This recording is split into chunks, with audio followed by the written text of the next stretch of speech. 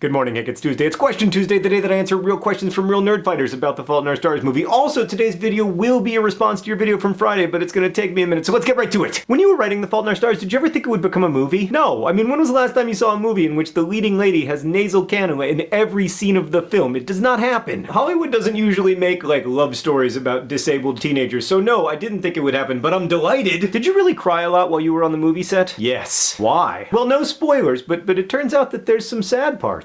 John, are you gonna be in the movie? Yes, unless my scene gets cut. I have a really important role, but I'm not allowed to tell you what it is yet. Was that your first time ever acting? I'm not sure I would call what I did acting. Now that you've acted in a movie, would you ever consider a career in movies or television? Is a question that people will not be asking me after they see the movie. Hey, do you have an official release date that I can put on my calendar and scream about? Yes, the movie comes out on June 6th, at least in the US. I don't know about international yet. You don't have to scream, but you should put it on your calendar because these days the success of a movie is judged largely on how many people see it in the first 24 hours. Why is the premiere date so far away? Well, it's not that far away. I mean, they just finished shooting it 5 days ago, and now they have to edit it, which is when it really becomes a movie, and that takes a long time. It's not like editing a Vlogbrothers video. But yeah, they're waiting till June because it's typical summer blockbuster fare. You know, it's like Iron Man 4, but without Robert Downey Jr. or Iron Man. How does it feel to be a big-time movie producer making the big bucks? Well, for the record, I am not a movie producer, big-time or otherwise. The Fault in Our Stars movie is not my movie. I'm not a director or a producer or a casting director or a music supervisor, and God knows I am not an actor. Will Troye Sivan's song about Tiffios be on the soundtrack? Yeah, that's another example of a decision I will not be making, although I do love that song. Is the movie the exact same as the book? No, the movie is made out of, pictures and sound, whereas the book is made entirely of scratches on a page. So I don't think they can be the same, and I also don't think they should be, because in a movie you're trying to tell a visual story instead of a textual story. That said, I think the movie script was a very faithful adaptation, one of the most faithful I've ever read. Then again, when I had the opportunity to adapt my own novel, Paper Towns, into a screenplay, I had the main character pursue an entirely different girl than he does in the book, so I might not be the best mayor of faithful adaptation town. Should I read the book before seeing the movie, or the other way around? Oh, you should definitely read it first,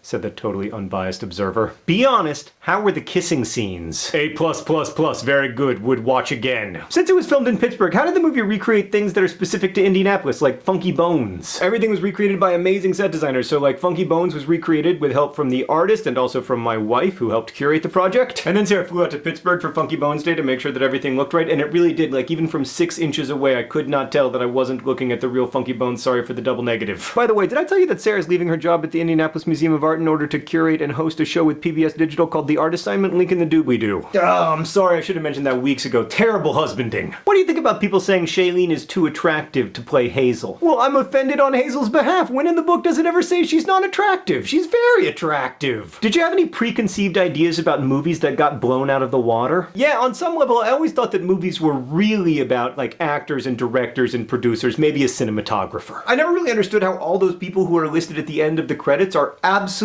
vital to the creation of a movie. That massive collaboration involving hundreds of people is what makes movies possible, and it's also why I would argue that curiosity is not the most important human trait. The urge to collaborate is. Heck, I would argue that lots of animals are really curious, but only we have the ability to cooperate to make, online communities and space telescopes and imaginariums and movies. So the great thrill of this whole experience for me was seeing humanity do what I think it's best at, which ultimately is not competing, but cooperating. Although, of course, we do compete a lot. So yeah, Hank, I disagree with you. I think it's cooperation, not curiosity. I might be wrong. You're usually right. You're probably right. But I think what I think.